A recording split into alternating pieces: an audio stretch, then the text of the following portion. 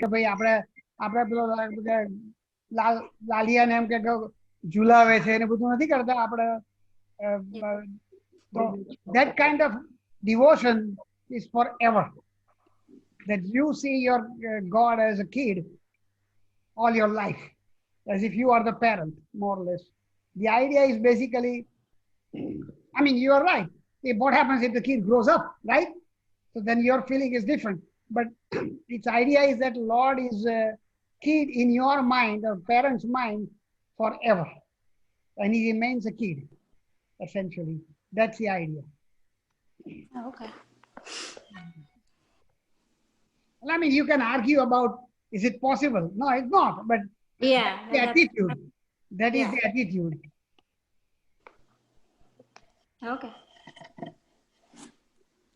Okay. Thank you. Anything else, maybe? Though you have not touched Islam, I just wanted to know, do they go hell or heaven? Yeah, they do.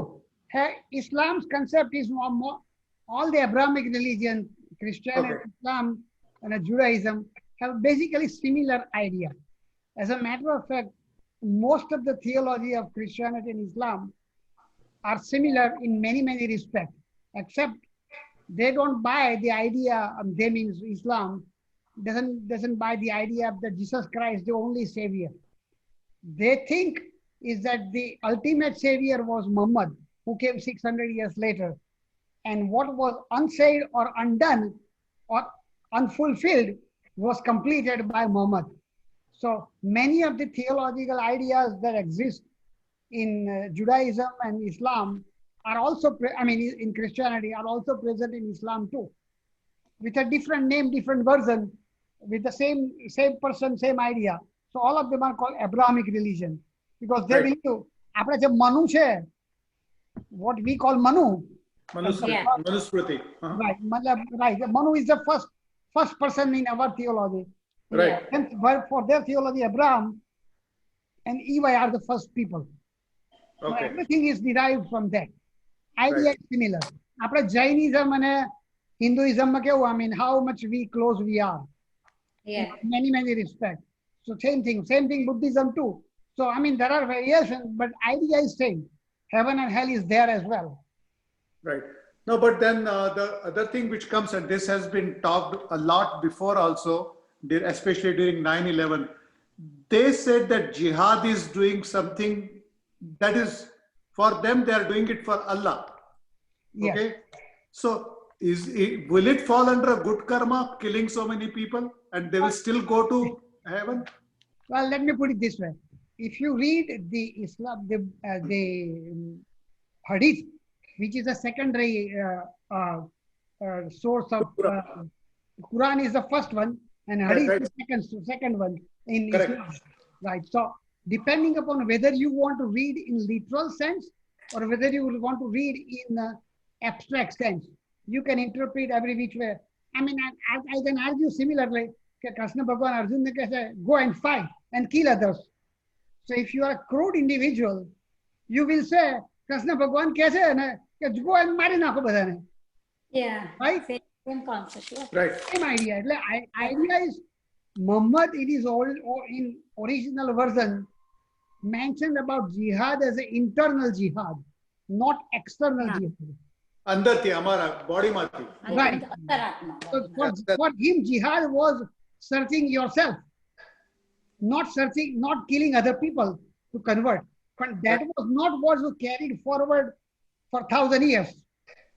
So I guess you can, just think about it. Since you asked me the question, let me give example. Gita taught ahimsa to Mahatma Gandhi, and Gita also taught hinsa to kill Mahatma Gandhi to Godse. Okay. Yeah. He used the same text in his final confession in the court. He said that I am driven by Gita, because Gita tells me that I must go after traitors. So I went after the traitor. I see. So, scripture can be used to justify whatever crude action you want to take, and find a verse that may support what you are saying. Right. No, but then આપણે હિન્દુ ફિલોસોફીમાં બીજું પણ કહે છે ને કે સ્વર્ગ અને નરક છે જ નહીં, અહીંયા જ છે જે છે એ અનધર ફિલોસોફી છે ને હિન્દુ. That is केवल a great concept कि भाई mukti is jivan mukti or videya mukti is the same thing. Whatever you are going to enjoy or not enjoy is right here in this life. Yeah. Okay. Concept of Swarga and Narak is an abstract concept which probably doesn't exist. You know, so it depends upon individual person how you want to look at it. right. Thank you. All right. Well, And Ryan, you let's go Yeah. back to the last sentence you mentioned about Swarga and Nark. But જો એ તમે believe જ ના કરતા સ્વર્ગ અને નર્ક and all that, so the whole fundamental of Hinduism may not apply to you, right? If the person doesn't believe in Swarg, Nark, Moksha, Keval, Gnan or whatever, you know. well, Hinduism is like an umbrella organization. Is every which way you can think of has been written depending upon what text you want to use. You know, there are schools where Charuga schools are like atheist schools or materialist schools, which says there is nothing before life, there is nothing after life. Eat, drink, and be merry. Don't even worry about anything beyond and before and after. It doesn't exist anymore. It's bogus. So that is one extreme view, which is also part of Hinduism. Charvaka and Lokayata were a dominant school in India for long periods of time. After really? Oh yeah. So materialist school in America or West exists, basically says everything is matter.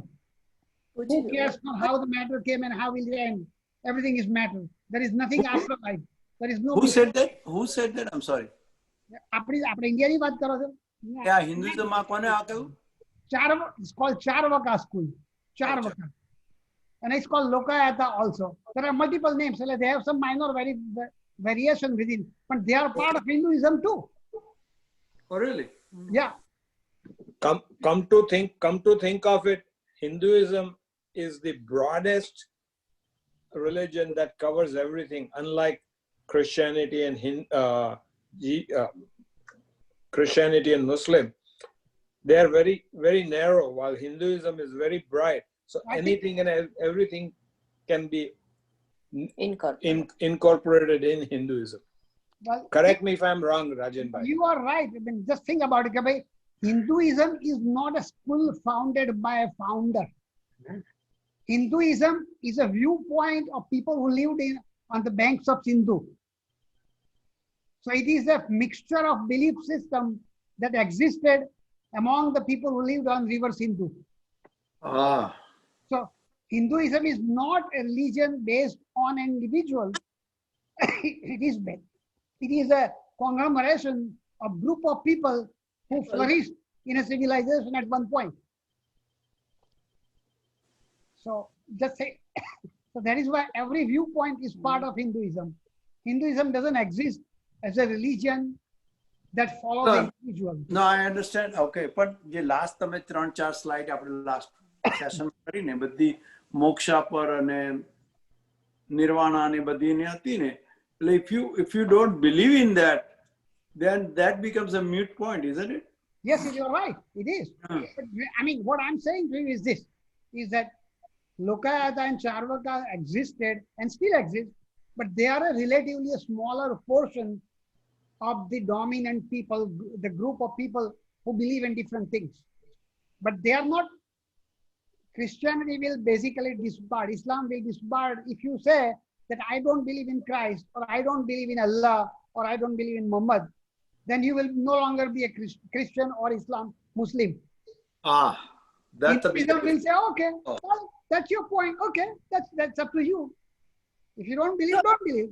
Yeah, so that's a big difference. So is that atheist? Is that? They're atheists, basically. Oh, they are. Oh, okay. Atheist, there is another concept called agnostic, which is, Yeah. atheist means you are positively saying God doesn't exist. It is all bogus. Yeah. Agnostics are one who says, I don't know whether he exists or doesn't exist. I don't give a damn. Ah. Ah, okay. See, So it's Buddhism is more like agnostic. in order to believe in any, whether it's Hinduism or Christianity or Muslim, you got to have Shraddha. Shraddha is the basic thing that you have to have. Then based on the Shraddha, you catch on to the, once you have to have a Shraddha, ke, bus number 80 will go from Boribandar to Shivaji Park. Then and then only you get onto that bus. But if you say, there is no Shraddha, jahan jaye, tyahan jaye. That's not how this works. You have to have Shraddha in whatever religion it is. If you don't, No, that I think Dinesh bhai, I don't know when you joined, but that's what we were talking about. कि जो तुमने श्रद्धा ना हो, so if you don't believe in it, then it becomes a moot point. That's exactly what we were talking about. right. One of the examples Sarvapriyanand uses, I like it. He says something like this: when you go to college, and let's say you study chemistry or physics or God knows whatever, you go with a Shraddha, is that the teacher who is going to teach you knows something that I don't know. And even if I don't get it now, if I study hard, I will get what he's trying to teach me. Correct. You know, so that is a Shraddha. It is not a blind belief that whatever you say is right. Yes. It is explain to me why it is right, and then I want to understand why it is right. So that basically is Shraddha. Call it that way. ટૂંકમાં જેને જે કરવો તે કરી શકે એટલે you cannot pinpoint કે yeah, he's not doing that and that, right? Whatever you believe, you are doing it. Rabindranath Tagore said something like, and I'm paraphrasing what he said, is Shraddha is to believe in something until you realize that it is what you believed in to be. So you believe in something, and you come to a point you realize what you believed it to be right or wrong. So that is Shraddha. Or another definition that he uses is something like So, this. Rajan bhai, Yeah. so how Andhashraddha and Andhashraddha, Shraddha thi kevi રીતે different થાય? I mean, I know Andhashraddha. I thought Andhashraddha is a fanaticism, but Pratap I'm said saying no. no, it is blind He faith. said it's a blind faith. It's not a fanaticism. Basically, it is, there is no, you're not going to check anything. You're just going to believe in whatever is going on. Andhashraddha. I think you can look at it more like a literal meaning of what you read or what you are told, without thinking through, is this literal or is it abstract? And That's second, if it is literal, does it apply to the ages that you live in? Now, it is quite considerable, is what was said 1,000 years ago, 2,000 years ago, in a society at that point may very well be true. But not to use the same ideas and same concept 1,000 years later in a different society or 2,000 years later in a different society and different context is not necessarily Shraddha. It is more Andhashraddha. So એટલે શ્રદ્ધાની સાથે knowledge હોવું જરૂરી ને, જ્ઞાન હોવું જરૂરી ને. absolutely right. The statement Radhakrishnan made is something like this: truth has two parts. One is called perishable and one is called unperishable. When you read Gita, the perishable part is understanding that by Rath hato and Krishna Bhagwan kayu Arjun ne go and kill because these guys did bad things, go and kill. So that is a perishable truth. You apply that to the context you live in. Imperishable truth is what Krishna says, I am Atman, I am the controller, and all those kind of Gita teaching. So that is imperishable truth that can transcend ages down the road, thousands of years. But the context of war is perishable truth.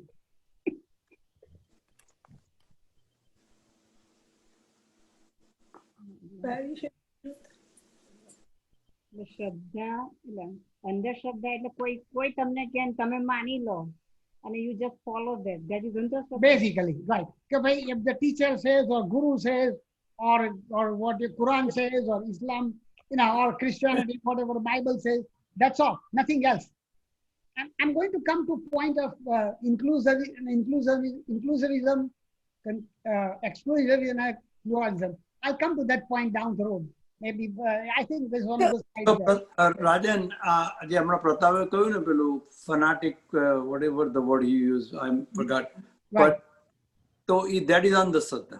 Right.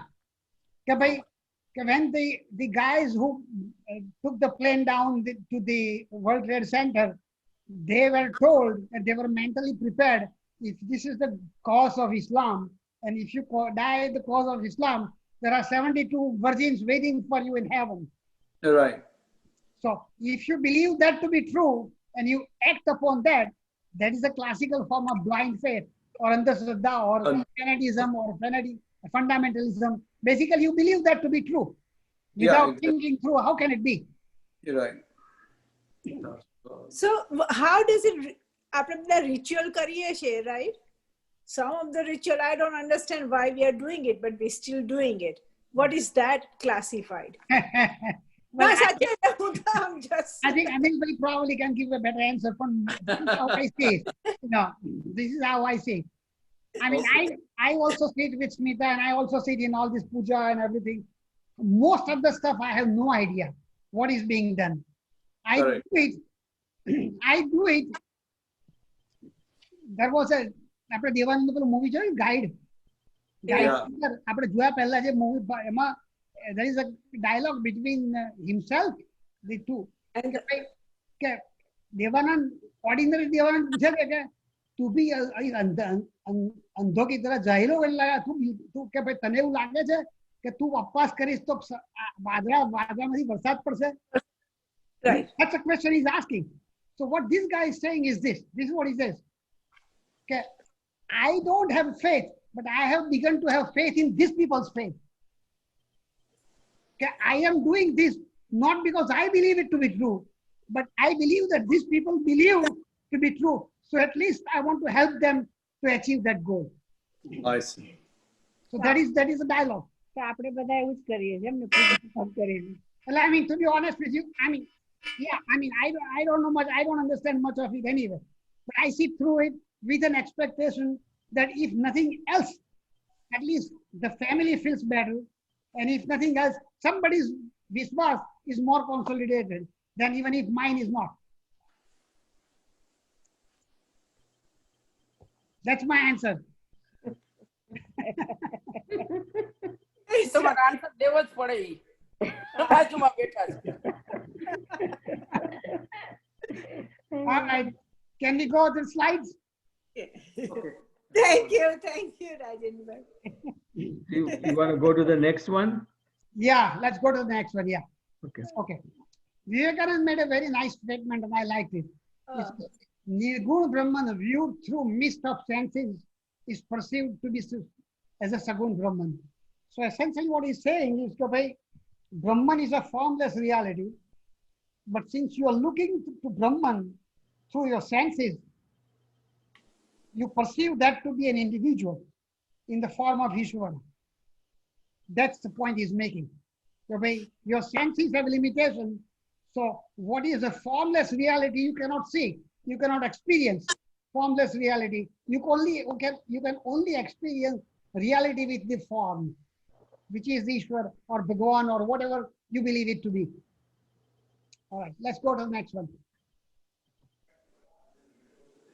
And this is very nicely said by Scott Williams. I liked it. I like this statement.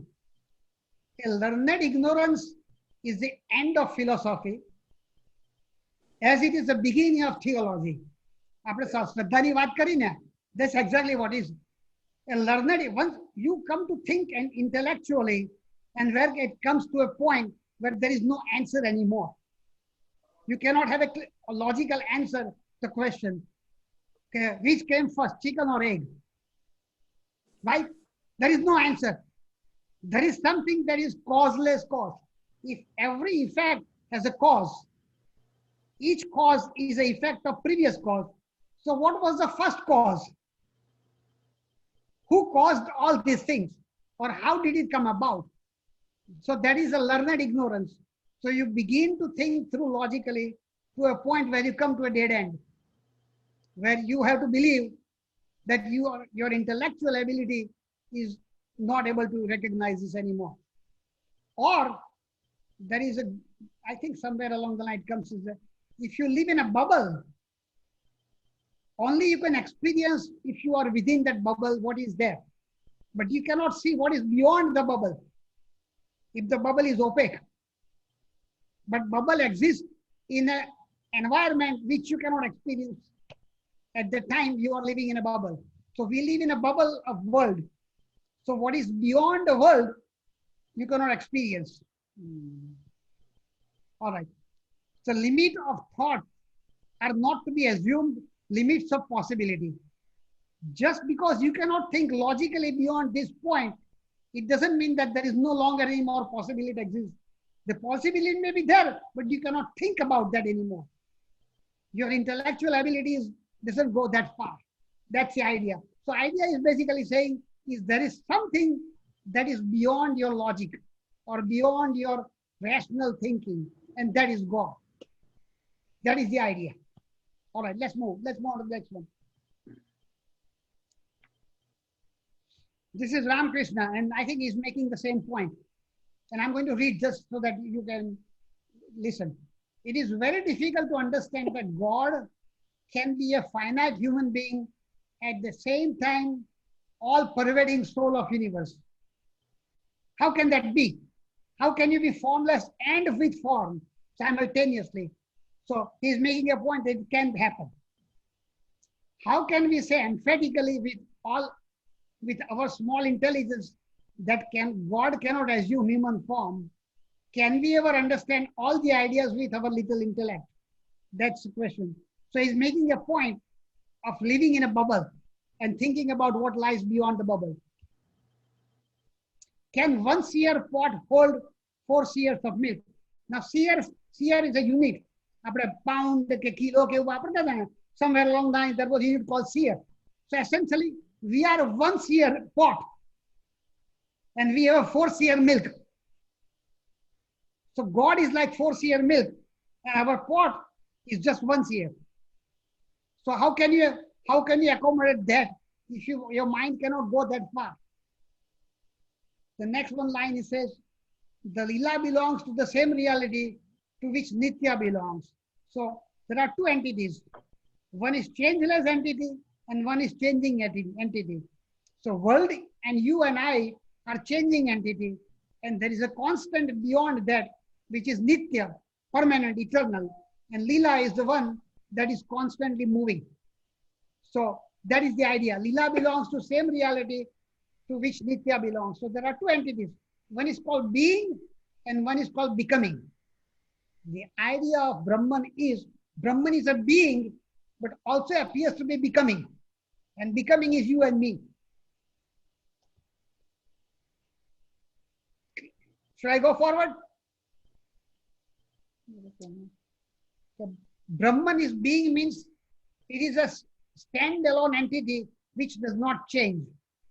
It is there, niskriya, a consciousness, a principle that is constantly present every time, all through eternity. But beyond which there is also becoming. Becoming is something that is changing. So because it is there, it creates a manifestation which is constantly changing. But it never changes by itself. It remains what it is. That is the idea. Or if I can use example, something like this. And this will come to in Apna Vallabhacharya Mabhi also. Called Avrikta Parinama. That means the entity, like example, let me use an example. Dudhmathi dahi thai se, right? Idea. Dudh let's say Dudh is Brahman and dahi is world. One idea is that it became world, right? Second idea is that Vivratvad means that it just changed the name and form. Clay clay, pot thayu. But clay remains clay, except the pot name, pot shape change. And third idea is called Avikrita Parinama. That means Vallabhacharya says that the Brahman without changing appears as dual. So just think about it. If you had come up with a formula or some kind of formula, that दूध होए, तो दूध में दही पण थाय, पण दूध पण रहे. Like if there are 2 layers, if there was some magic formula, you can have a dahi on the top and दूध at the bottom. The idea is, I know it doesn't happen. It doesn't happen. But that is the idea. Or if you have a pot and you split in two, and that milk converts into yogurt in one side, but remains milk on the other side. So it is a dual thing. Milk has become yogurt, but milk also has remained milk as well. So that is called avikrita parinama. That means parinam means changing. And what Vallabhacharya says is that Brahman appears both ways, Nirgun and Sagun. You experience Sagun, but there is a Nirguna aspect of that as well. So formless reality manifests as a form reality with the form without changing from formless to form. And that is what Ramakrishna's idea is also coming down the road. Let's move on. I know it's not easy, but that's the way it goes. All right, so central question. Is absolute reality of Brahman without form, which is a classical Keval Advait Shankaracharya's view, is one. Is absolute reality with the form, which is the theistic concept of Vaishnavism, or all the religions in general. Bhagwan is with the form. So there is one without the form, other one is with the form, which is called theism. And the third concept is Buddhism concept. Is the absolute reality a void? Is neither of the two. Neither formless nor with form, but shunyata or nihilism. And if those are the three ideas, can you reconcile them? Because they are diametrically opposite to each other. The idea will come down next few slides. It will explain. I'll explain further. Let's go to the next one. Okay. So what is Brahman in general? By classical definition, it is the highest universal principle, the ultimate reality of the universe. It is material cause, efficient cause, formal and final cause of all that exists. I explained to you last time several times. Efficient cause is pot maker is the efficient cause. Pot is the material cause, or the clay is the material. So God is both efficient and a material cause. It's like a spider. The spider web comes from spider itself. So spider is both efficient and the material cause of the universe. And it is the final cause because it is the one that creates everything. Okay. It is all pervasive, genderless, that is neither male nor female. It's infinite, eternal truth and bliss, which does not change, yet it is the cause of all changes. Then that is a classical explanation of catalyst. When we study catalysm in chemistry, means that something is there that ignites a reaction of A and B, but the catalyst itself never changes. So just think about it. And if I use a Sankhya analogy, something like this, Sankhya theory says there is a Purusha, which is a consciousness on one side, and there is a Prakriti, which is the nature or the material on the other side. They are two parallel tracks. Yoga is the Bhagwan or Ishvara that sits in the middle, which incites the change in the Prakriti. And it doesn't do anything, but incites the Purusha, consciousness, to incite Prakriti to change. That is the idea. So God is a catalyst which causes the changes to come forth, but it never changes by itself. What Vallabhacharya says is that Bhagavan doesn't do anything by himself, but because of it, it changes. Let me give you another example. આપણે નાના હતા તો બિલોરી કાચ વાપરતા હતા, ખબર બિલોરી કાચ ને તમે બિલોરી કાચ અમે સ્તન તરફ રાખો અને if you point it in a way to a piece of paper and you bring it close, it will start burning, right?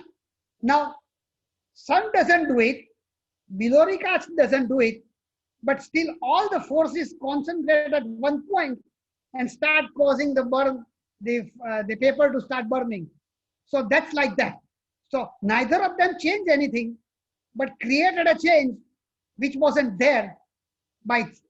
It would not happen if there was no glass.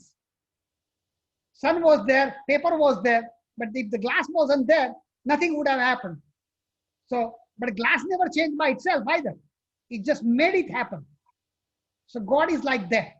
So in this case, the sun and the glass is the efficient cause? Well, you can call, I mean, this is an analogy that doesn't necessarily fit well in efficient and material cause, but you are right. I mean, it's basically, sun is the efficient cause. Glass is more like a material that makes it happen. Okay. So this analogy won't fit well in this classic definition though. But you get the idea of how a catalyst makes things happen. It doesn't do anything by itself, but make things happen. All right. What is Brahman? Next line is, it is a metaphysical concept of a single binding unity behind all diversity that exists in the universe. So there is one central entity, something like this. Brihadaranyaka Upanishad says, okay, one became many without changing itself. So Brahman wanted to have a Leela. So he created many, but itself never changed. It appeared to have changed, become many. So that is the idea, that one sole entity remains what it is, but manifests as many, many things. All of us are like that. So that is the idea. Let's move on to the next one. Ek minute. So a logical mind will never accept that one thing becomes many and there is no change in one. I mean, that's where logically it doesn't make sense. Well, that is where Shankaracharya will come and explain empirical reality and absolute reality. In empirical reality, let me give you an example now. Or maybe let me go to dream sequence. In a dream sequence, when I am sleeping, I am seeing buildings, cars, people in the dream, right? Animals, Right. whatever. Now, I never changed. What I saw existed in my own mind, which appeared to be many. And as soon as I woke up, it disappeared. So apparently the idea is that Brahman has created a dream where things appear to be many. Brahman never changed, just like I never changed. I was right there. And remember one more thing. I can, in my sleep,